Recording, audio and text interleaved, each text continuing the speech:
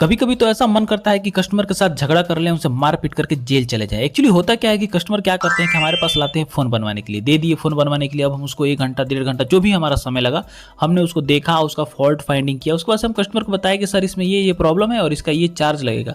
फिर अचानक से कस्टमर के दिमाग में पता नहीं क्या चूल मचेगा कि वो बोलेंगे भैया इसको पैक कर दो, हम नहीं बनवाएंगे, नया ले लेंगे। अब उन्हें जब यही करना था तो पहले ही कर लिए होते, यहाँ पे इतना हमारा टाइम वेस्ट करने की क्या जरूरत थी। अब ऐसे कंडीशन में आप सोचो आप क्या करोगे। तो ऐसा नहीं है कि हम उन्हें छोड़ देते हैं, लो भैया पैक करके दे दिए। अगर हमारे पास फ़ोन आया है और अगर हमसे कोई प्रॉब्लम हुआ, हम नहीं बना पाए, चाहे हम 1.5 घंटा, 2 दिन, 3 दिन मेहनत किए, लेकिन फ़ोन नहीं बना, तो हम 1 रुपया भी चार्ज नहीं करेंगे। लेकिन फ़ोन बनने वाला है, हमने इतना मेहनत